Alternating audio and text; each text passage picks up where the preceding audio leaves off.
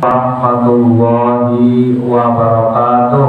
Waalaikumsalam warahmatullahi wabarakatuh. Mekah Madinah begitu dekat, cakep. Bagi yang rindu ke tanah suci, kalau salam dijawab belum semangat, kita ulangi sekali lagi. Assalamualaikum warahmatullahi wabarakatuh. Waalaikumsalam warahmatullahi wabarakatuh. Kalau tak ada secawan cinta, takkan gugubah sebaik puisi. Ini anak muda banget. Kalau bukan karena cinta, takkan hadir aku kesini. Cie-cienya mana? Alhamdulillahirabbil alamin. Alladzi allafa baina qulubina wa asbahna bi ni'mati ikhwana. Asyhadu an la ilaha illallah wahdahu la syarikalah wa asyhadu anna Muhammadan abduhu wa rasuluh la nabiyya ba'da. Allahumma sholli wa sallim ala Muhammadin wa ala alihi wa ashabihi asma'in. Rabbi shrahli sadri wa yassirli amri wahlul 'uqdatam min lisani yafqahu qawli. Raditu billahi rabba wa bil islami dina wa bi Muhammadin nabiyya wa rasula.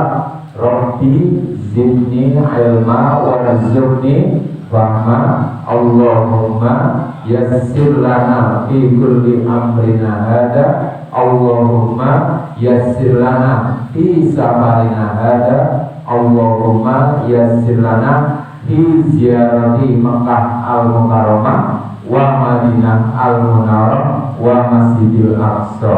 Aminnya mana? Amin. Salah satu cara untuk membangun ukhuwah adalah mengaminkan doa-doa.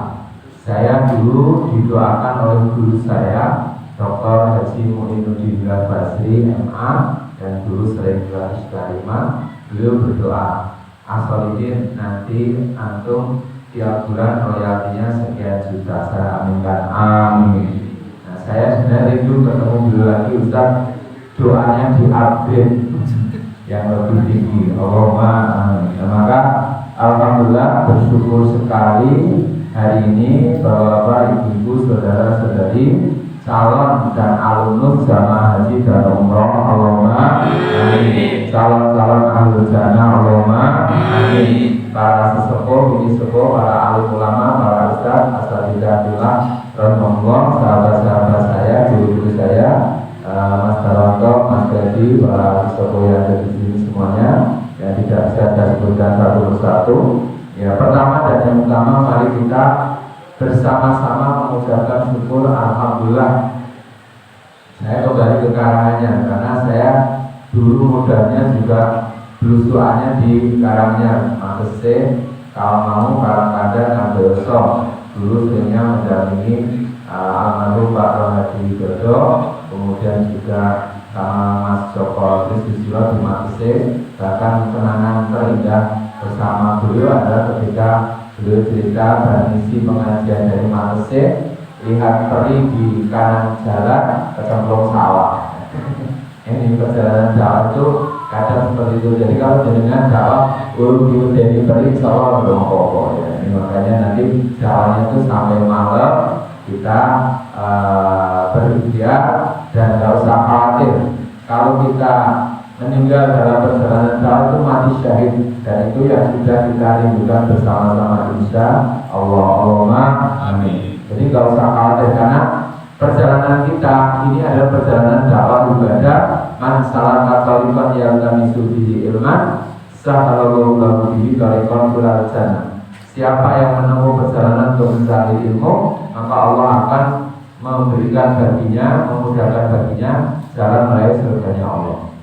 Demikian juga apabila kita perjalanan kita bisa, bila kita insya Allah kalau misalnya kita meninggalnya adalah syahid. Makanya kalau ada yang pengajian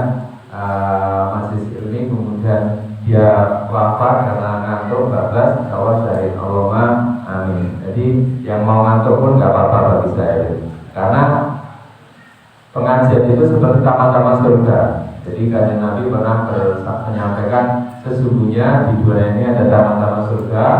Siapa yang tidak bisa masuk sesungguhnya apabila kalian melewati taman surga maka singgahlah, itu yang jauh Kanjeng Nabi.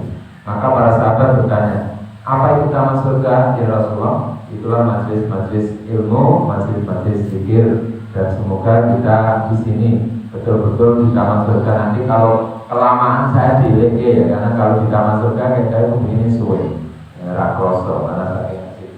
Oke ya, alhamdulillah materinya sudah saya siapkan, dan ini fotonya di Tahura ya, waktu naik kuda. Dan ini beberapa ada interview numpak kuda. Ya, jadi ini kuatkan soliditas karena perjuangan dakwah harus terus dilanjutkan ya. Jadi kita saudaraku sekalian bukan yang pertama bagi dakwah, bukan yang terakhir bagi dakwah. Kita hanyalah pelanjut dan penerus dakwah. Jadi setiap kita harus menyadari kenapa kita harus mensolidkan dakwah ini, karena memang dengan cara kita membangun soliditas itu akan menjadi spirit untuk dilanjutkan kebaikan-kebaikannya. Dan kalau kita punya amal kebaikan yang dilanjutkan, maka kita berarti punya investasi amal jariah royalti pahala yang terus mengalir sampai kapanpun juga. Maka nanti kalau kita solid itu akan juga melahirkan kreativitas, melahirkan ide-ide cerdas, melahirkan amal-amal yang tadi bermanfaat. Tapi kalau kita congkak, kalau kita nggak bersatu, itu nanti muncul banyak friksi, muncul banyak permasalahan. Kita sibuk untuk mempermasalahkan masalah, sibuk untuk mungkin ada berputar-putar dalam hal yang tidak selesai. Sampai ada seorang ulama mengatakan seorang akan diuji oleh Allah di titik lemahnya masing-masing. Itu sebagai pengantar, saya bersyukur sekali. Dan ketika kita diundang seperti ini, nyusul kita selalu usahakan hadir. Pertama, nasihat dari guru saya, Ustaz Habibur Rahman El-Zilazi, beliau pernah mengatakan, kalau Anda diundang acara, hadirlah. Kenapa Ustaz? Karena hadirnya panjenengan itu disyafaati. Jadi makanya di luar itu masuk aja, jadi disyafaati. Di dalam itu syafaatnya di luar syafaatnya tidak monggo. Dikembali wae ben anak dulu. Ya kecuali yang apa dari luar aja. Tapi tentu syafaat. Jadi hadirnya kula panjenengan itu menjadi sebuah kesaksian iman. Penting sekali. Karena orang beriman itu saling mensyafaati. Calon-calon ahli surga dan ahli surga itu saling mencari apanya. Gimana teman sebelah kiriku, kananku yang dulu sama-sama ngaji, sama-sama tilawah, sama-sama salat berjamaah, sama-sama berdakwah. Kok nggak ada? Ada kita ada di surga. Tanya di mana dia ya Allah, di mana dia ya Allah? Mungkin surga lebih tinggi, alhamdulillah. Kalau berada di neraka, ambil, cari. Selama masih ada tauhid, masih ada kalimat la ilaha illallah, maka dia akan menjadi sahabat kita. Dan juga kita ada saling mensyafaati. Jadi itu penting sekali. Makanya saya mohon maaf nanti nggak semua selesai slide-nya karena ada berapa sekitar 35 slide ya, 32. Nah itu isinya ayat hadis dan nanti penjelasannya kadang satu halaman tidak saya bisa halaman. Itu ya, jadi insya Allah itu spiritnya. Bahkan kalau kita ya tidak punya apa-apa, kita bukan siapa-siapa, mau bergabung dengan orang-orang soleh, itu kita terangkat kesolehannya. Ya. Jadi kita yang bukan siapa-siapa, sekedar senang bergabung, berkumpul, kalau sebenarnya mau yongi, wong soleh itu sudah masya Allah dianggap, direken, dinilai sebagai orang soleh. Makanya Imam Syafi'i rahimahullah mengatakan, saya ingin bergabung bersama orang-orang soleh meskipun saya belum sesoleh mereka. Dan saya tidak mau bergabung dengan orang-orang yang soleh, yang bukan soleh, meskipun dagangan saya hampir sama dengan mereka. Nah ini makanya berkumpulnya kita di sini insya Allah sebagai kesyukuran yang luar biasa. Dan itu ada hadisnya juga. Al-arwahu juludun mujannada fama ta'arafa minha ikalafa wa ma tanakara minha ikalafa. Roh-roh manusia jiwa-jiwa manusia itu seperti sebatalion pasukan yang digerakkan jika saling kenal, taruh maka dengan kenalan kanan kirinya. Iya bro kabar tapi zaman dulu kenalan dengan kanan kirinya. Itu rumahnya di itu kita kenalan, nanti itu saling mengingat, saling menyapa sampai di surga insya Allah. Itu yang kedua, sholat salam tadi kita sanjungkan kepada Rasulullah Muhammad SAW ya, yang kita berharap menjadi umat yang mendapatkan syafaat Rasulullah Muhammad SAW. Bapak sekalian, tema ini saya juga terinspirasi dari film Sultan Agung yang kebetulan sebagai naratornya ataupun sumber inspirasinya dari Ustaz Salim Abdullah. Ada satu nasihat, ajari anakmu mencintai negeri ini. Ini nanti kaitannya kenapa Pulau panjenengan kedah berdakwah di negeri kita, di tempat kita maupun di tempat yang bisa kita jangkau. Sebagaimana Rasulullah mencintai kota Makkah karena ingin ya muncul keberkahan di dalam. Nah, filmnya singkat ya, tentang kisahnya Sultan Agung setelah pasukan yang mau melawan kompeni Belanda melawan itu pulang ya, dan mereka dikatakan oleh Sultan Agung, kita sudah menang karena kita sudah berani melawan. Kalau dalam hadis kan man ra'a minkum munkaran falyughayyirhu biyadihi fa illam yastati' fa biqalbihi fa illam yastati' fa bilisanihi fa illam yastati' fa biqalbihi wa dzalika aqrab. Nah, kisahnya ini petikannya singkat ya.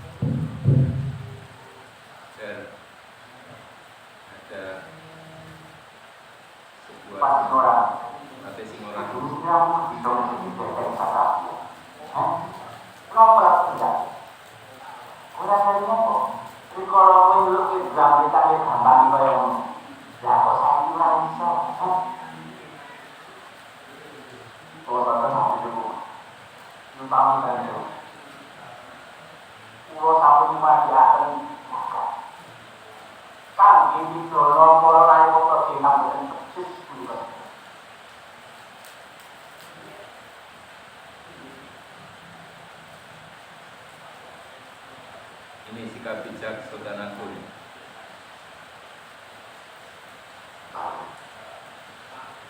Balio. Yang jenengan coba Bali.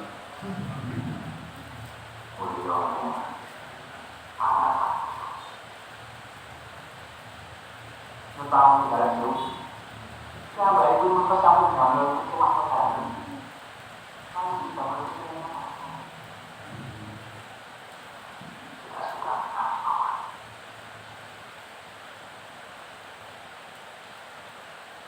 kita semua sudah berani untuk melawan.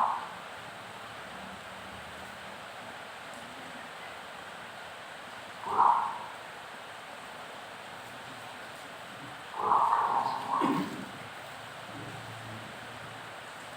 Pasti ada yang kalian mencintai.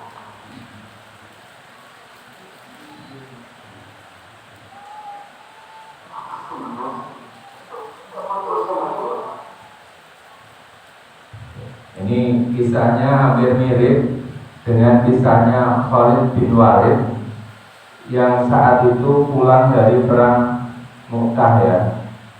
Ketika ketiga panglima syahid, pertama jenengan sering maca buku sejarah Nabi, itu ada kisah perang di mana tiga panglimanya syahid. Yang pertama ada Zaid bin Harithah, yang kedua Ja'far bin Abi Thalib radhiyallahu, dan yang ketiga Abdullah bin Rawahah. Nah, makanya nanti jenengan untuk bisa banyak yang menghidupkan masjid, menghidupkan masjid Salim, merekatkan ukhuwah, harus banyak baca buku Sirah Nabawi. Nah, ketika pasukan 3.000 melawan 200.000 itu dalam keadaan sudah terdesak juga panglimanya syahid, maka kemudian mereka memilih siapa di antara mereka. Ternyata terbilang Khalid bin Walid, seorang yang baru masuk Islam, tapi dia punya kepiawaian, punya keahlian, punya keterampilan, punya pengalaman, punya jam terbang sebagai panglima atau prajurit. Maka dalam hadis disebutkan ini, khiyarukum fil jahiliyah, khiyarukum fil Islam. Sebaik-baik kamu di masa jahiliyah, sebaik-baik pula kamu di masa Islam. Maka akhirnya Khalid terpilih dalam kondisi yang sangat kritis tersebut. Maka beliau bagaimana memimpin pasukannya dengan sangat solid. Kamu nanti bergerak ke kanan, nanti berombak bergerak ke kiri, ke kanan, ke kiri, sehingga seolah-olah pasukannya banyak. Padahal 3.000 melawan 200.000 itu nggak ada apa-apanya. Tapi karena mampu, ya ini soliditasnya, mampu menjadi pasukan yang kompak. Kalau orang Banyumas Cilacap, banyak negara berbanding bersatu, kita kompak, bicara kita nampak, orang nampak, orang kepenak ya. Nah ini solid betul, ini Masya Allah. Akhirnya mereka bisa memukul mundur pasukan musuh dan Khalid pulang dalam keadaan selamat. Selamatnya apa? Alias membawa pasukan yang tersisa kembali ke Madinah.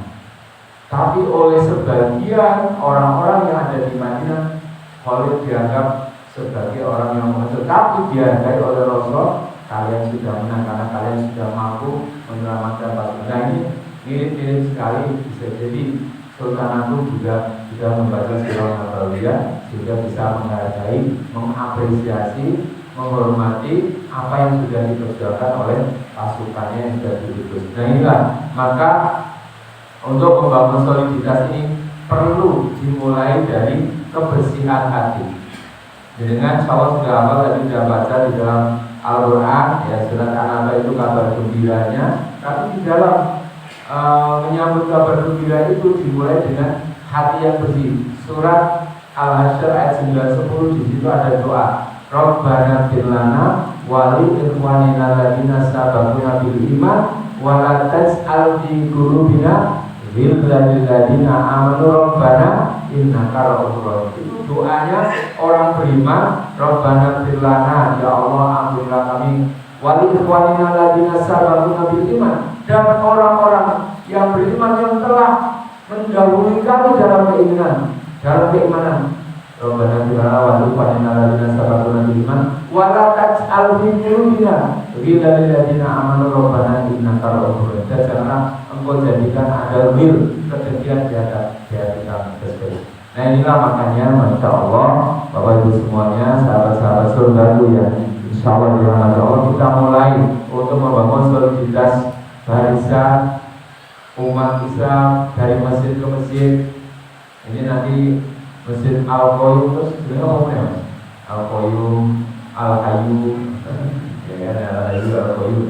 Nama-nama masjid itu nanti dirangkai bisa menjadi satu kesatuan seperti Isra Mi'raj, subhanalladzi asra bi amrihi lailan minal masjidil haram ilal masjidil aqsa alladzi barakna hawlahu linuriyahu min ayatina innahu huwas samiul basir. Nah, maka kuncinya kebersihan hati. Sampai seorang ulama mengajarkan kebersihan hati. Kalau kamu lihat saudaramu tidak ada dalam majlis, carilah 70 alasan. Mungkin akhir makan udah deres, mungkin payungnya rusak, mungkin bensinnya entek, mungkin ada hambatan dan sebagainya. Kemudian kita doakan, karena tanda kesetiaan orang beriman itu berhusnudon, berprasangka baik dan mendoakan. Jangan sampai kita main tuh pengajian atau kerabat kacau bocor. Kita doakan, mungkin karena ada arah yang kita tidak tahu. Sampai dalam sebuah dikatakan ketika kita berjuang di sebuah lembah, para sahabat kalian juga berjuang di lembah yang lain. Mungkin kita tidak tahu dia sedang punya aktivitas atau kegiatan ini. Maka tujuan kita menguatkan soliditas barisan takwiyatu mantanati sof itu dalam rangka nanti nek kita solid, insya Allah ini bisa banyak sekali pertolongan dari Allah karena Allah sudah berjanji innallaha yuhibbul ladzina yuqatiluna fi sabilihi shaffan ka'annahum bunyanun marsus. Sesungguhnya Allah mencintai orang-orang yang berjuang di jalannya bersop-sop yang rapi, berbaris yang rapi, sebagaimana bangunan yang tersusun kokoh. Masya Allah. Ini pas orasi Allahu Akbar.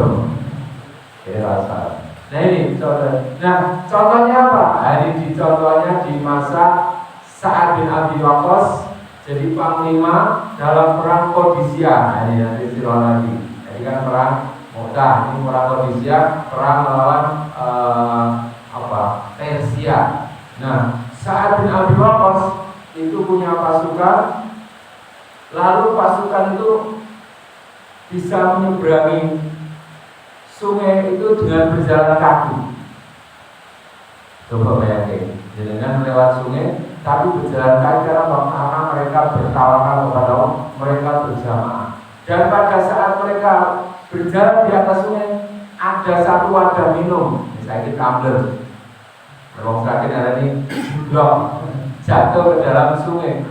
Tiba-tiba pasukan panglima, wadah minum saya, wadah makan saya jatuh. Pasukan siap, nyemplung pun boleh wadah minum. Sampai pasukan musuh melihat, Masya Allah, satu wadah minum saja jatuh, seluruh pasukan mencari karena ukhuwahnya, karena ikatan imannya, karena persaudaraannya. Bagaimana kalau ada satu yang jatuh syahid? Tentu mereka akan membela. Bahasanya Pak Solihin, gunung kan budaki, lautan kan kusudangi, sawah-sawah tak pacu, alun-alun tak saponi, untuk menjadi mujahid sejati. Takbir Allah. Era takbir itu ramah ya. Nah itu salah satu contoh. Nah di masa Umar bin Khattab juga demikian. Ada kaum muslimin perang, kemudian lapor Khalifah Amirul Mukminin, pasukan kami terdesak, tolong kirim pasukan tambahan. Nah Umar tidak buru-buru, tidak tergesa-gesa, langsung kirim pasukan, tolong dicek. Nah ini nanti kalau kita ada masalah kaitannya dengan program kita, kegiatan Itama itu kok orang berhasil itu dicek. Mungkin ada kewajiban yang belum tertunaikan, mungkin ada sunnah yang belum terlaksanakan. Jadi pentingnya kita berukhuwah ini mengecek. Pasukan siap komandan, cek kewajiban pada orang tua, guru walidain atau urung. Karena ada ulama mengatakan belum dikatakan berbuat baik kepada Islam orang yang tidak berbakti kepada kedua orang tuanya. Sehebat apapun dengan kontribusinya pada Islam, orang dianggap yang orang Islam bukti marah mengkor. Itu kata-kata Syekhul Jilan Abdullah Azam yang ada dari Pakistan. Itu. Nah terus dicek pasukan sing baru kan, maksud bukan belum bayar. Sing kalau tanggone sing ana masalah, buat cek kabeh. Kewajiban selesai. Allah Akbar. Sunnah dicek. Sunnah dilaksanakan siap, puasa sunnah, sholat sunnah siap. Ya seperti Muhammad Al-Fatih semua. Nah ternyata ada satu sunnah ini yang membuat saya itu teringat sepanjang hayat. Ada satu sunnah lali gosok gigi, jenenge basa Arab siwak. Lah iku marake kalah goro-gorone dora siwakan, dora gosok gigi, ababe mampu ya jadi. Wah, pasukan siap.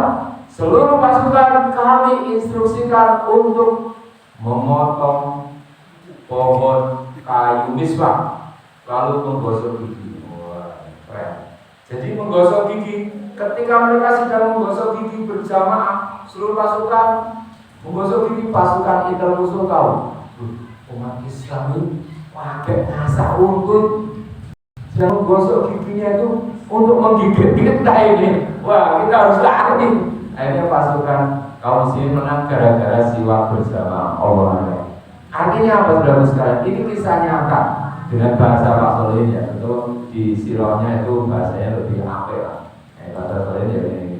Nah, ini keberjamahan kita itu sudah menolong kita. Maaf ya, jenengan masuk ke masjid sandali berjamaah itu sudah luar biasa. Makanya besok ketika kita bikin kajian, saya ketika jadi panitia itikaf Ramadan, Sandalnya tak toto berjamaah bersop-sop yang rapi menghadap keluar, sehingga jamaah yang keluar itu seneng, sandalku kok rapi temen, padahal sandalku selen. Iwah temen, itu rapi loh. Makanya saya ketika naik bis kemana-mana ada kadang sebuah tempat yang sedang kebaktian.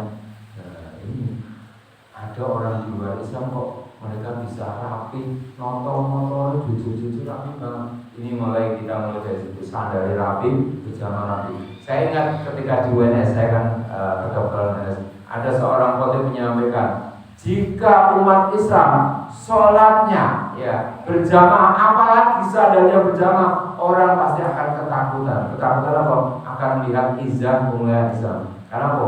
Sandal itu berjamaah apa meneh wong itu. Jadi akeh orang sandal sojo macam-macam orang Islam. Akeh sandal itu rapi, bersop-sop. Padahal wong jero akeh banget. Nah, ini makanya mari bangun kebersamaan ini soliditas. Dan ini saya praktekkan di masjid saya. Saya kebetulan ketua takmir. Nah, jadi ketua takmir datang ya untuk carry, bukan ngeri tapi rapi sendal. Nah, begitu sama keluar, bagus, motor. Nah, kebiasaan itu ya ditiru oleh jamaah-jamaah yang lain. Ketika datang, sandal langsung diparkir menghadap keluar. Ini monggo mulai dari masjid kita. Rasa pekeo, rasa sungkan, rasa cari. Karena ini rohnya adalah seperti ini. Jadi Inna Allaha yuhibbul ladzina yuqatiluna fi sabilihi saffan ka'annahum bunyanun marsus. Ini baru soliditasnya. Karena kalau jenengan rapi, fa'idha farata fakso fa'idha rabbika fardo, itu banyak pekerjaan yang bisa diselesaikan. Saya penulis. Saya kenapa bisa nulis 62 buku? Karena fa'idha farata fakso, bikin slide kemudian jadi buku, bikin pelatihan jadi buku, bikin buku jadi pelatihan, terus ngalir terus. Sama jenengan kalau rapi, solid itu bisa produktif. Jenengan bisa banyak beramal. Bahkan Imam Nawawi karena produktifnya umurnya 40 tahun, sehari nulis 60 halaman buku. Sehari nulis 60 halaman, berarti waktunya produktif. Saya dapat ilmu dari Iskarimah. Berapa harga 1 menit? Dari Iskarimah ada santri mengatakan, Ustaz, 1 menit bisa membaca 1 halaman Quran. 1 menit 1 halaman, berarti 20 menit 20 halaman 1 juz. Berarti ini jenengan solid, bisa dalam 20 menit membaca 20 halaman Quran, berarti 1 juz. Selesai. Sekarang teman-teman berlaku orang karo angok, orang karo update status, orang karo nyambi dia 20 menit efektif. Saya pernah menjadi saksi sejarah Ustadz Muin dari Meruki sampai ke Masaran sekitar 40-45 menit 2 juz. Begitu naik mobil saya mendampingi Ustadz tilawah terus, aku rasa jauh. Ya udah, itu efektifnya waktu dibangun dari soliditas tim alias tertatanya urusan kita. Insya Allah itu dimulai dari kita. Makanya saya ketika mimpin rapat, selesai rapat dieksekusi, keputusannya apa, dibuat suratnya, langsung dilaksanakan. Insya Allah nanti ada segera terlaksana. Kenapa kita harus membangun kerapihan, kesolidan barisan ini? Bahwa membangun soliditas barisan termasuk menolong agama Allah. Allah Subhanahu wa taala berfirman, "Ya ayyuhalladzina amanu in tansurullaha yansurkum wa yusabbit aqdamakum." Coba jangan renungkan ayat ini. Ayat ini sangat luar biasa dianalisa oleh para ulama, termasuk dalam tafsir Bidilal Quran, termasuk ditulis juga oleh Ustaz Fahruddin Husyam. Kenapa umat Islam belum diberi kemenangan, belum diberi kesempatan menebarkan manfaat? Karena mungkin belum menolong agama Allah. Kenapa belum menolong agama Allah? Belum maksimal dalam bekerja, dalam beribadah, dalam berdakwah. Jangan nanti survei, saya kebetulan waktu di Karanganyar sering survei ke masjid-masjid pas Jumatan itu banyak masjid yang standar khutbahnya, standar bacaan imamnya masih di bawah standar. Itu berarti kita harus dakwahnya harus diperluas. Bahkan saya sama dulu Pak Rawadi sama Mas Ito, bukan Mas Darwan, dari Mas Ito Hartono ya. Itu saya keliling naik motor, kemudian sampai di sebuah masjid. Ya kita kan musafir, mampir kok baik ini itu. Kemudian salah satu yang mendorong kami ketika lulus dari Ma'had Al-Bina dulu langsung mendirikan atau membuat pelatihan khotim mubalik 3 bulan. Salah satunya memperbaiki bacaan Quran karena syaratnya untuk jadi khotim iso maca Quran minimal standar. Kemudian iso ceramah dilatih insya Allah 3 bulan menjelang Ramadan, pas Ramadan langsung ditebarkan jadi dai. Nah ini kalau kita itu mau bikin itu nanti merekrut remaja-remaji itu nanti dilatih jadi dai Ramadan, kita akan punya stok berasi dakwah yang luar biasa. Allahumma amin. Nah, karena apa prakteknya? Satu, banyak orang yang ya nggak percaya diri karena nggak berani karena nggak bisa baca Quran. Yang kedua nggak ada latihan untuk ceramah. Begitu dilatih, ternyata berani, ternyata bisa terus sama Pak Solim. Pulau Mbak Anu, yang jenengan ceramah bijak dan iso nambah jam kerja mungkin itu hanya saya ajak beberapa teman dan hanya bisa terus meningkat dan bisa menggantikan mengajar. Itu proses menolong agama Allah yang kita memaksimalkan potensi waktu tenaga kalian keterampilan dan sebagainya. Nah di ayat ini Bapak sekalian ada 2 hal yang menarik. Pertama, ya ayyuhalladzina amanu, hai orang beriman, intang seluruh. Jika kalian menolong agama Allah, maka yang suruh ya, intang suruh yang suruhku, wa yusabit agamaku. Jadi kita melakukan satu hal, menolong agama Allah, tapi ditolong 2 hal, diberikan 2 hal. Yang suruhku, wa yusabit agamaku. Nah, ini jenengan tuh minta becek krono Allah, itu satu ditolong oleh Allah dan dikokohkan kedudukannya. Nanti nih jenengan baca Al-Quran, satu kebaikan itu dibalas lebih dari 1. Wa may yattaqillah yaj'al lahu makhraja wa yarzuqhu min haitsu la yahtasib. Ya. Siapa bertakwa kepada Allah, maka Allah akan berikan jalan keluar dari masalahnya dan akan memberi rezeki dari arah yang tidak disangka-sangka. Begitu. Jadi selalu qul in kuntum tuhibbunallaha fattabi'uni yuhibbukumullah wa yaghfir lakum dzunubakum. Wahai Nabi Muhammad, qul in kuntum, katakan pada umatmu, jika kalian semua mencintai Allah maka ikutilah. Ya, ikutilah Rasulullah, maka Allah akan mencintai kamu dan mengampuni dosa-dosamu. Nah, ini jadi nanti pas maca Quran itu ditelaah. Oh iya. Sehingga kita semakin cinta Al-Quran dan semakin punya banyak materi dakwah. Nah, itu modal saya itu. Nah, jadi modalnya kita Al-Quran. Dan kemarin kami di Masaran kakek bikin Amazing Quran, mengumpulkan para takmir untuk semangat menghidup-hidupkan Quran di masjidnya masing-masing. Nah ini, jadi kalau kita guyub rukun iso nulung agamane Gusti Allah, gara-gara iso nulung agamane Gusti Allah, terus ditulung Gusti Allah, terus dikokohkan kedudukannya, terus ditambahi rezekinya, terus diberkahi hidupnya, terus diberikan dari arah yang tidak disangka. Itu maksudnya. Itu yang disebut manfaat. Khairun nas anfa'uhum linnas. Khairukum man ta'allama Al-Qur'an wa 'allamahu. Sebaik-baik kalian adalah orang yang mempelajari Al-Qur'an dan mengajarkannya kepada orang lain. Problemnya yang sudah hafiz Quran ora gelem mulang PPA. Sementara sing mulang PPA ning desa-desa malah bacaan Qurannya sebagian masih di bawah standar. Itu curhat guru-guru TPA sekitar berapa 400 berapa itu di Sukoharjo. Realitanya seperti itu. Maka saya ketika nanti masuk ke pondok-pondok saleh tabligh, kowe sahebat-hebate kowe belajar hafal Quran ning urung kok gunake go ngajar, go ngamalke, go didik, kowe urung ana anggone. Berarti cuma habis untuk dirimu sendiri. Ayo jadi pengajar. Perjuangan itu harus dibuktikan dengan berani kita, seperti nanti banyak kisahnya. Oke ya, jadi itu kenapa kita harus solid supaya datang pertolongan Allah. Ya juga ma'al jamaah. Karena apa? Ini wong solid. Contohnya yang masih jomblo ya, saya jomblo ya sudah menikah. Kalau orang menikah itu dapat hadiah. Selamat barakallahu laka wa baraka alaika wa jama'a bainakum fi khair. Terus itu hadiah sebagai untuk amplop, untuk transferan yang pada saya kira. Kan orang-orang pun yang penting transfer apa ya. Nah, beda sama dia butuh toko. Nah, ini om perceraian kira-kira untuk transfer apa? Selamat atas perceraiannya, ini kami transfer. Jadi orang yang dapat hadiah karena guyub rukun, karena membangun keluarga sakinah mawaddah warahmah, sehingga orang berdoakan.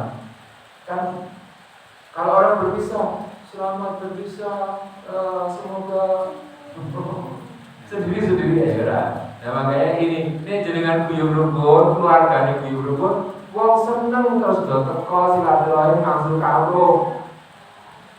Contoh masjid saya di Jogja itu di Jawa Raya.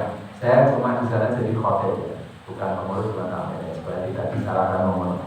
Nah, karena guyub rukun, semangat untuk memuliakan, semangat untuk memakmurkan, bahkan iso bangun hotelnya sesasi bisa menghasilkan berapa? 50 juta. Sehingga apa? Urusan listrik tercukupi. Jadi hotel di sana ada berapa kamar tuh, ngambil regane 300. Di sana nanti dia ngambil Pak Yono bro, kalau minum ini berapa Pak Solo. Nah ini dari hotel saja waktu produktif itu sudah bisa untuk mobilnya, dan di sana takmirnya yang pengurus yang takmirnya sebagai pengurus dari yang ngurusi apa itu di tukang parkir standar di atas UMR, tukang parkir masjid. Jadi kalau yang parkir hotel itu semuanya kalau itu sengaja kalau itu contoh ini artinya apa? Sampai Abu Bakar As-Siddiq mengatakan, ini masih dalam konteks ini. Nek masjid jenengan makmur, rezekinya sekitarnya mesti makmur, wis buktikan. Jadi kalau masjid kita makmur, ono jamaah 24 jam, masjid nggak pernah dikunci, kota infak nggak perlu ditakuti diambil orang karena wongnya akeh kan, nggak mungkin cukup kota infak mau rame masjidnya seperti kota infak itu cukup. Jadi itu. Nah, kota infak ini bermacam-macam, ada kontrak untuk dakwah, untuk Palestina, untuk apa itu disediakan. Sehingga mana infak per 10.000 itu orang kotanya 10.000. Kita mau kita hari. Banyak infaknya karena banyak peluangnya. Nek siji tok bolongannya cilik. Ini juga sih deh. Ini bolongannya apa? Oh ini buat sak yugo tetap berhenti langsung. Bahkan ada yang kemarin yang datang ke masjid, Ustaz katanya di sini mau bikin ya Ustaz, mau bikin hotel. Oh ya, ini kami titip 1,5 miliar. Belum. Jadi masjid ya hotel itu 1,5 miliar.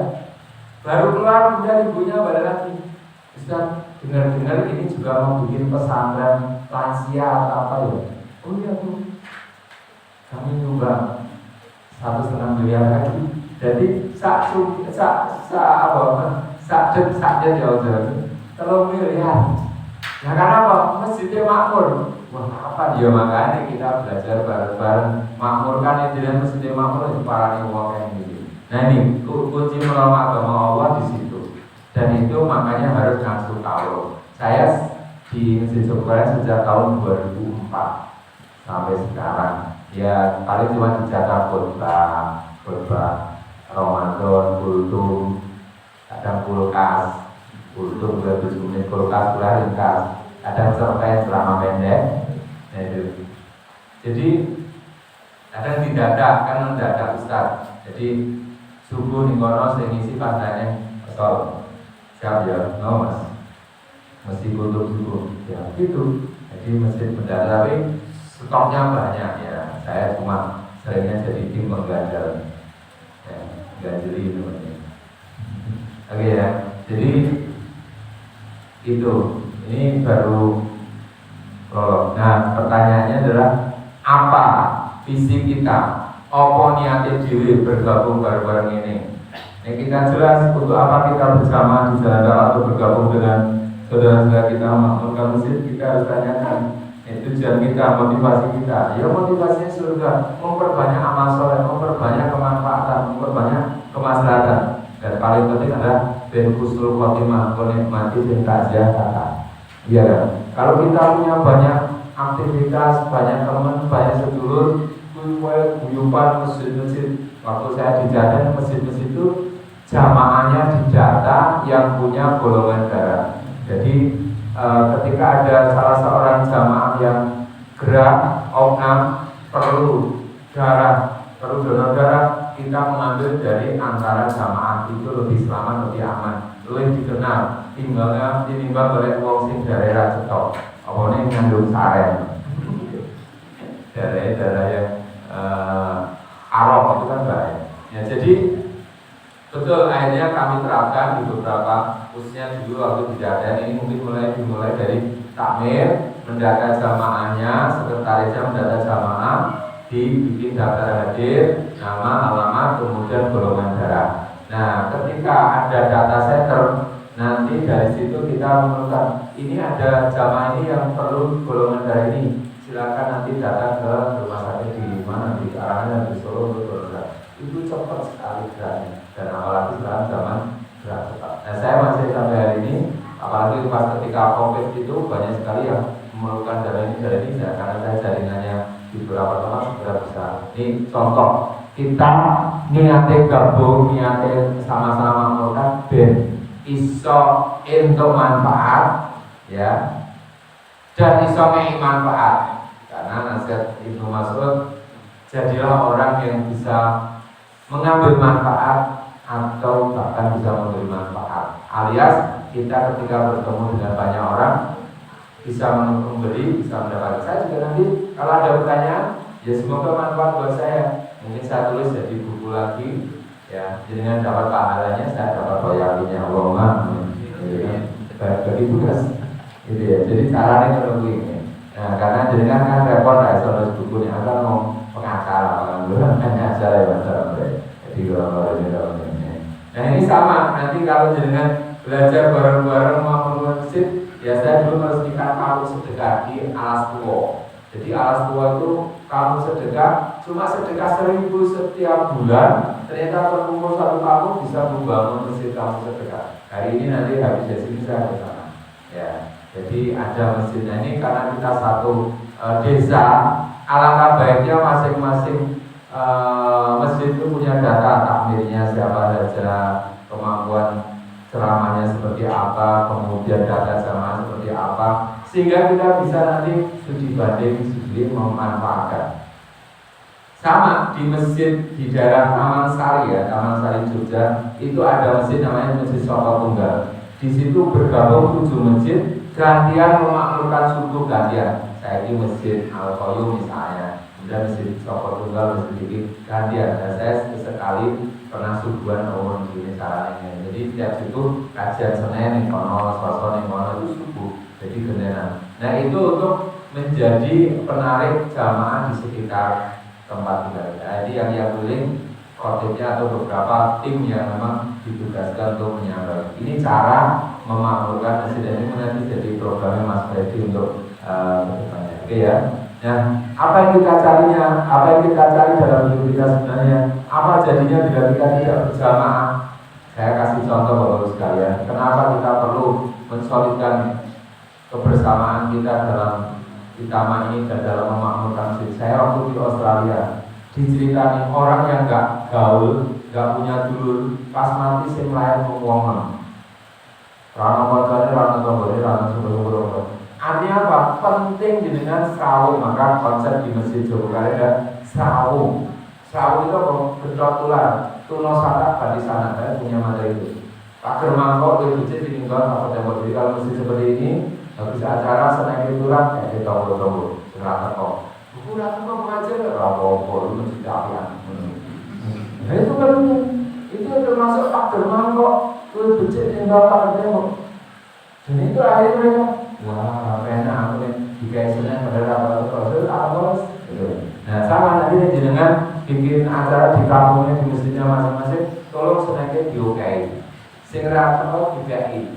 Bukan apa-apa, itu bagian dari syiar. Enak acara apa? Pengajian. Wah, belum boten ngerti. Ini di pemberitahuan bensin dan tahu mungkin itu namanya dakwah dari hati ke hati.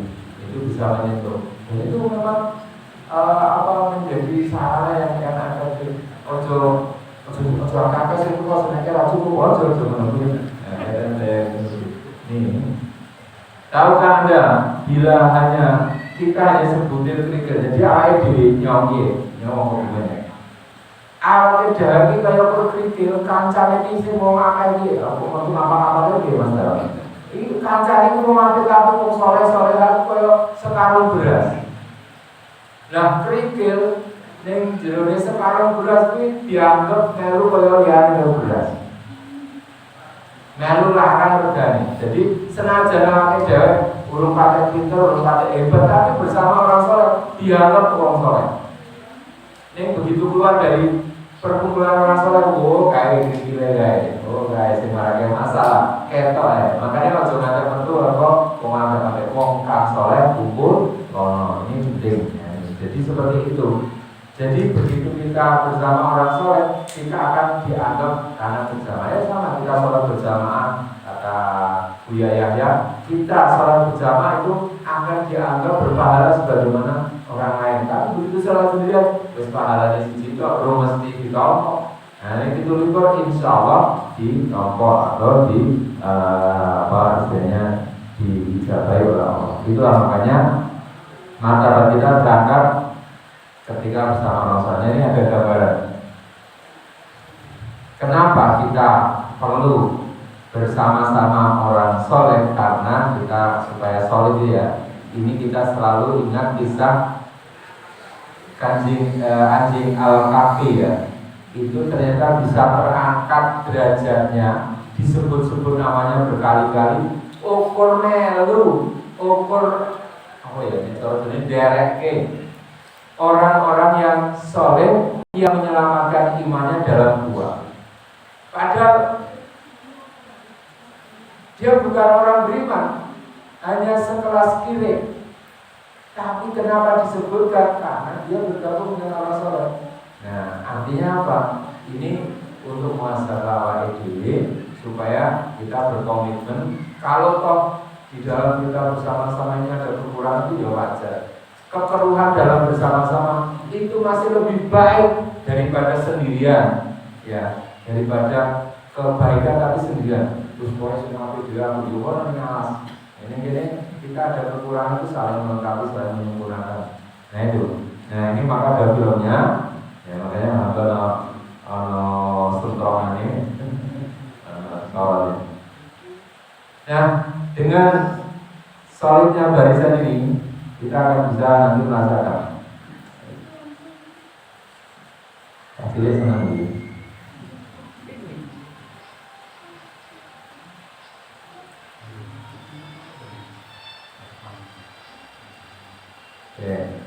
Atau ini. Jadi ini bagaimana sekelompok pinguin ya, ini bisa saling menolong.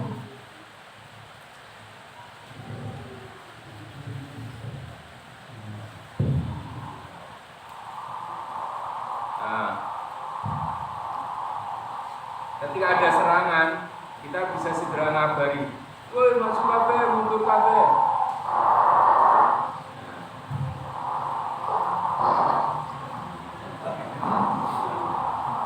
Nah, itu karena kompak bersatu dalam kelompok. Ini ketika ada anggota yang diserang, bisa segera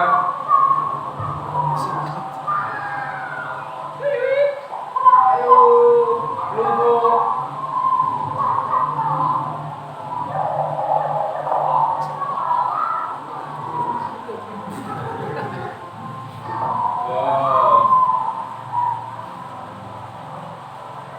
Ketika ada serangan mendadak, karena kita kompak, kita bisa segera mengantisipasi.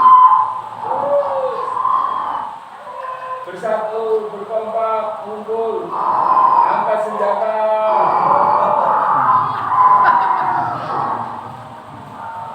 Oh, jadi kumpul.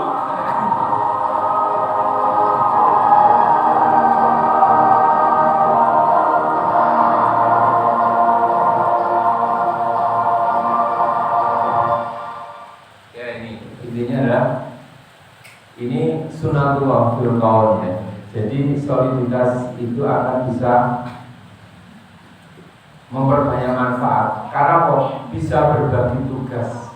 Ketua, sekretaris, bendara, atau dirangkap ya. Ketua merangkap sekretaris, merangkap bendara, nyekel duit, nyekel surat, nyekel stempel, terus berarti bekas dari.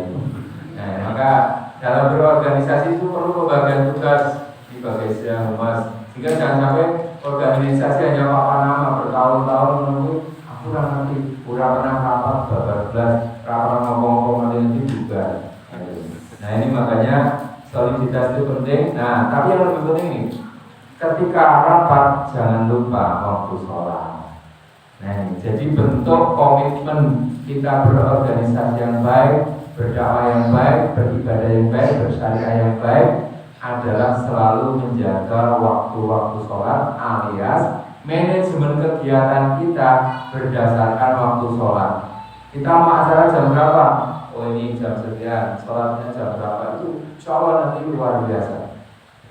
Ini nanti jadi manajemen yang sangat tangguh karena apa? Kita kan fa'idha farsa bangsa fa'idha rabbika farsa mana ini? Jika kamu telah selesai satu urusan, tunaikanlah urusan yang lain. Jika kamu ya fa'idha rabbika farsa dan kepada Tuhan mulai kamu akan kembali. Jadi setelah kamu menyelesaikan urusan dunia, ingat rehat dengan sholat. Bilal pernah diperintah Rasul, ya Bilal, arif nabi sholat. Wahai Bilal, istirahatkanlah kami dengan sholat. Bukan wahai Bilal, istirahatkan kami dari sholat, bukan, tapi dengan sholat. Jadi sholat itu tempat istirahat yang baik. Makanya jangan cek. Pas Jumat itu banyak yang istirahat betul. Jadi begitu fakirnya Bilal sudah istirahat, maka sudah ada yang borong, sudah ada yang bergaji. Nah, maka saya dulu dilatih bagaimana menjadi khotib yang baik itu khotib yang singkat. Jadi jamaah belum sempat tertidur sudah selesai. Nah, itu penting sekali. Ya, jadi khotib Jumat itu bahkan kalau di Masjid Jawa Barat saya diperseni sama Ustaz Salim Abdullah. Dulu akan kutatan pasal atau Mas. Dan ibunya Mas. Gua khotbah sak salatnya 10 menit. Siap. Ya, pas pandemi. Jadi di sana ditulis di mimbar khotbah dan sholat maksimal 15 menit. Tapi yang khusus pandemi 8 menit sak sholat itu. Ini caranya. Ya baru amal batu para lalu nah, tapi bisa.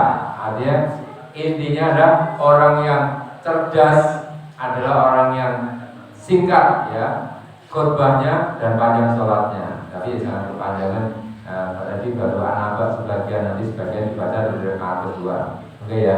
Jadi ini makanya nanti kalau nanti kita mau mengadakan pelatihan khotib mubarak, pesertanya mungkin ya 200 atau 300 orang. Nanti kita latih kemampuan ceramahnya, latihan khutbah Jumat. Karena khutbah Jumat itu paling enak. Satu singkat, sing nomor loro untuk moco, sing nomor telu ra perlu lucu ya. Jadi khutbah Jumat ra perlu lucu. Ra penting. Sing nomor 4 khutbah Jumat gak ada tanya jawab. Nah, jadi tenang. Jadi minggu terus moco terus baru juga. Yang penting tidak salah doanya. Karena dulu ada di sebuah kampus ada khotib Jumat salah dungo. Pas khotbah kedua doa Allahumma inni a'udzubika minal khubuthi wal khaba'is. Ya karena sekali-kali ini. Ada pernah di kampus yang lain khotbah Jumat rukunnya rapi penuhi. Tidak ada syahadatnya, tidak ada sholawatnya. Jadi begitu assalamualaikum langsung ngomong. Khotbah nanggo struktur nanggo rukun khotbah itu makanya begitu. Nah ini jadi bapak sekalian, bukti soliditas kita dalam berorganisasi adalah selalu ingat Allah Subhanahu Wa Taala, yakni selalu menjaga sholat lima waktu. Saya ingat ini penting banget. Siapa yang berkhianat pada hayya 'alas sholat, sesungguhnya dia sedang berkhianat pada hayya 'alas sholat. Syekh Aid Al-Qadim. Siapa yang mengkhianati hayya 'alas shalah, sesungguhnya dia sedang berkhianat pada hayya 'alal falah. Buktikan nanti. Tapi siapa yang memperbaiki sholatnya pasti Allah memperbaiki hidupnya. Ini syiar kami di Masjid Jogokarya juga dulu. Satu, menyolatkan orang hidup. Jadi tugasnya ID takmir kabeh. Menyolatkan orang hidup. Wah, jangan lupa Pak, pasti enggak. Menyolatkan yang hidup, wong urip sing bisa ben iso salat lho. Oh, bukan mau di salat ora. Tapi pernah di tempat saya di Sragen itu ada bapak-bapak Mbah Pakung itu ragil salat. Anaknya karo putune pas salat niku ning kamar wetane. Allah. Baik wedi dikira salat jenazah, tapi terus tobat. Ini penting ternyata, menyolatkan orang hidup itu penting. Yang kedua program kita adalah mengislamkan orang Islam. Karena sudah diteliti oleh sahabat saya namanya Azam Mujahid Izulhaq ya. Beliau tuh kalian ini dolan yang Papua yang Tiongkok di Akeh. Nah, ternyata dari data yang belajar umat Islam yang sholat itu cuma 38,9%. Jadi ini kira nong 100, sing sholat 28,9 sidik. Nah, dengan data itu nanti jenengan terperangah. Ya Allah, ternyata kita masih punya PR. Nah, bentuk manfaatnya kula panjenengan sing paling real adalah mengajak orang kepada hidayah Allah. Dengan dakwah itu mandi dengan bakti sosial, dengan donor darah dan macam-macam. Tapi yang penting ada semua itu adalah mengajak orang kepada hidayah Allah. La'an yang diallahu bika rajulan wahidan khairul laka minad dunya wa ma fiha. Jika kamu dengan usaha kamu memakmurkan masjid, sedekah Jumat berkah, mengadakan acara ini bagus, ini kemudian orang berbondong-bondong mendapatkan hidayah Allah, itu lebih baik daripada aku mendapatkan dunia dan seterusnya. Itu maknanya. Dan itu harus dimulai dari sholat. Bahkan ada nasihat yang lebih maksudnya. Ini rada-rada jero ya. Siapa yang dengan sengaja tidak sholat subuh berjamaah di masjid, tidak ada uzur, tidak karena perjalanan, tidak karena umroh. Insyaallah mohon doanya saya mau umroh tanggal 14 November. Semoga nanti jadi jamaah haji dan umroh Allahumma amin. Jadi siapa yang dengan sengaja tidak sholat subuh berjamaah di masjid, maka dia akan dihukum tidak bisa sholat sama berikutnya. Makanya kalau kita selemah apapun iman kita, bahkan mungkin orang munafik kalau tahu itu nikmatnya subuh mereka akan datang sambil merangkak-rangkak ngesot. Ini rasus kalau ngesot ya. Jadi ini pentingnya mengingat-ingatkan sholat. Dan sebaik-baik sahabat adalah sahabat yang mengingatkanmu tentang sholat ini. Jadi manfaatnya Ali itu menyolati orang hidup yang juga mengislamkan orang Islam. Dan perlu saya kasih kabar bahwa umat Islam di Indonesia bukanlah yang terbesar. Sekarang umat Islam di Indonesia 236 juta, sementara umat Islam Pakistan 240 juta. Sementara penduduk Indonesia lebih banyak daripada penduduk Pakistan. Berarti dari sisi jumlah dan dari persentase kita kalah. Di sana sudah 90-an lebih umat Islamnya, sekarang kita cuma 86-84%. Tidak ada. Nah ini artinya bahwa PR yang lebih oke mas. Nah ini PR yang kok udur-udurkan, usir padu. Nah makanya tadi saya sempat bersedih ketika sholat di sebuah masjid, imamnya belum selesai sholat asar sudah mendirikan sholat sendiri. Itu tidak baik, tidak terbaik.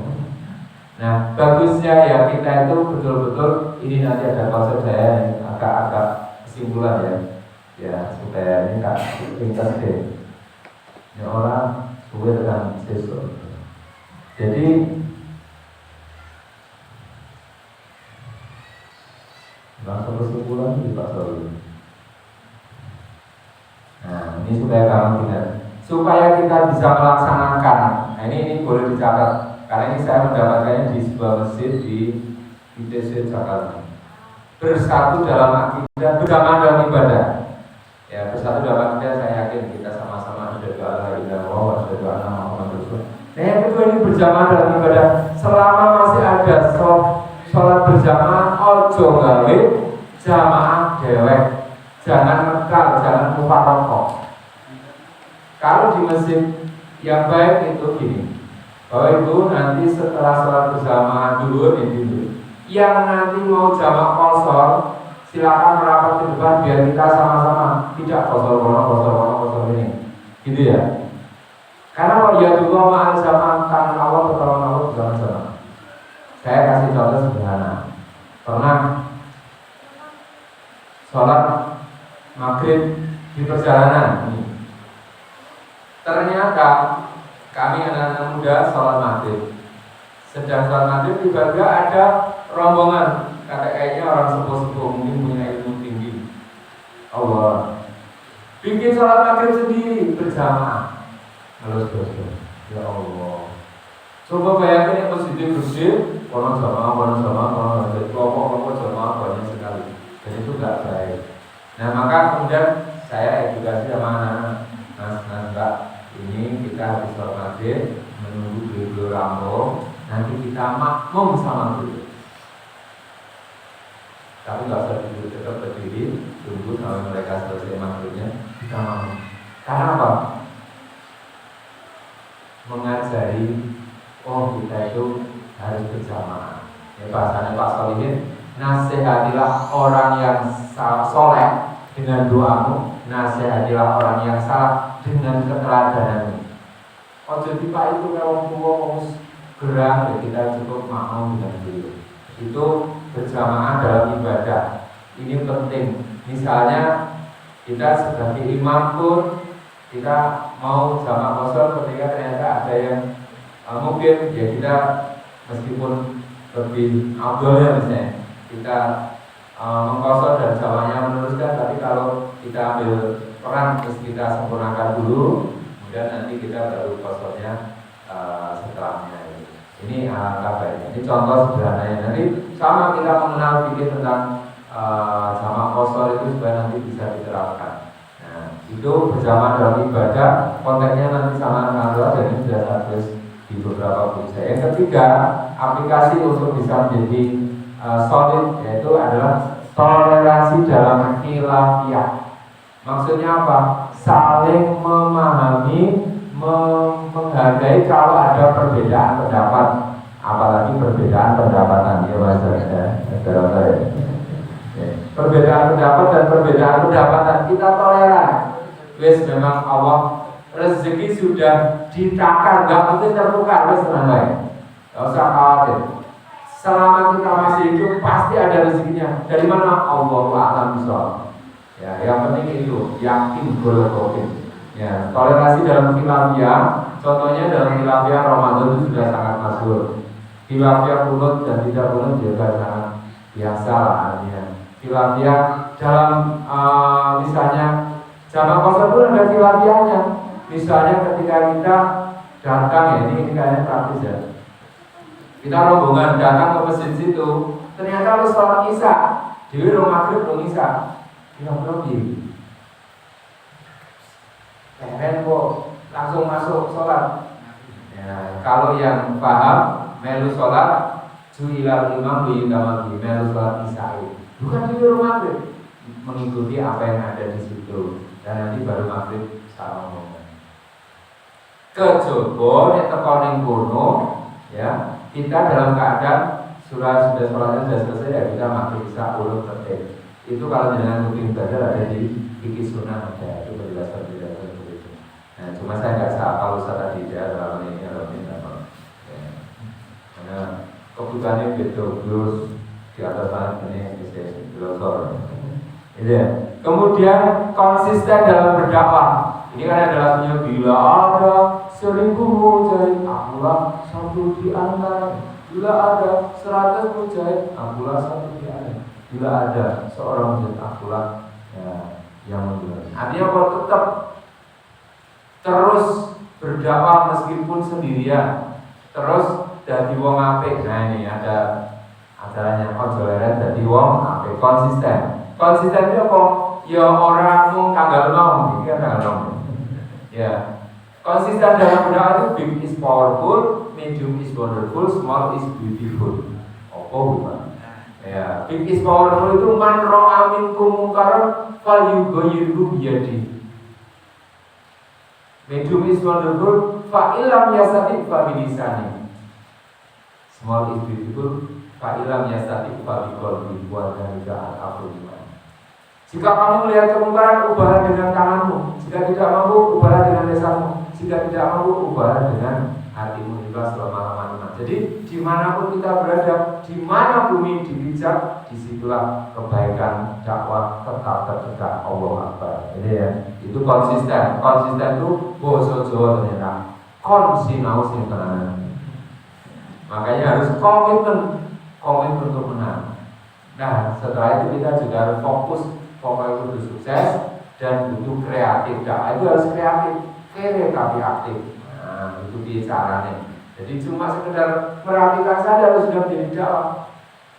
Gerakan mukena bersih GMB mak-mak muslimah itu juga dakwah. Bahkan ini mak-mak sosialita muslimah juga dakwah.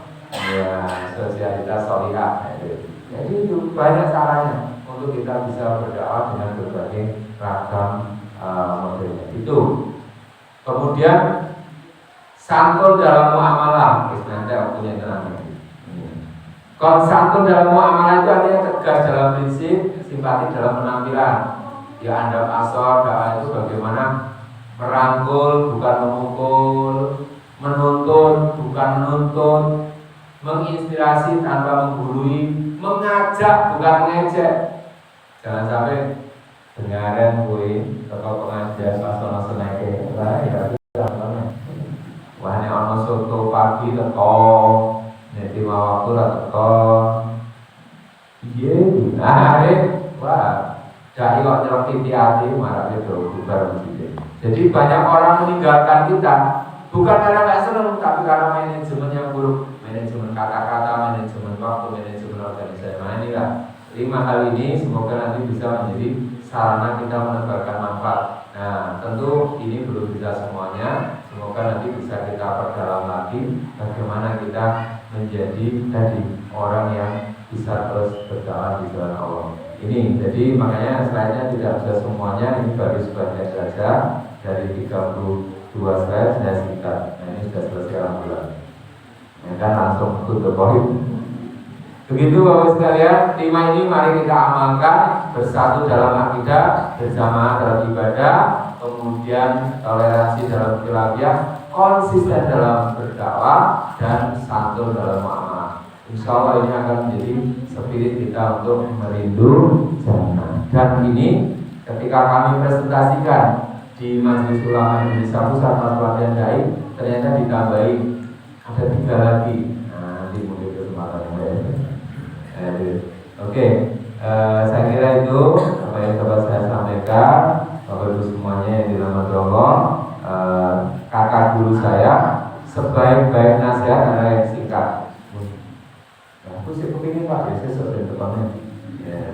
Jadi sebaik-baik nasihat adalah yang singkat, karena kalau terdoa-doa malah lali terus malah agaknya. Demikian dan terakhir, sebaik-baik ilmu adalah yang diamalkan. Menjadi orang baik itu mudah, menjadi orang bermanfaat itu perlu perjuangan. Maka kita perlu berjuang untuk bisa menjadi orang yang bermanfaat. Itulah nasihat Mbah Sahal Mahfud. Menjadi orang baik itu mudah, menjadi orang yang bermanfaat perlu perjuangan. Dia harus berjuang terang. Matur nuwun atas segala kebaikan panjenengan. Saya diberi kesempatan silaturahmi, semoga bisa menjadi sedulur sampai di surga Allah. Amin. Akhirul kalam. Subhanallahumma wa bihamdika asyhadu an la ilaha illa anta astaghfiruka wa atubu ilaik. Assalamualaikum warahmatullahi wabarakatuh.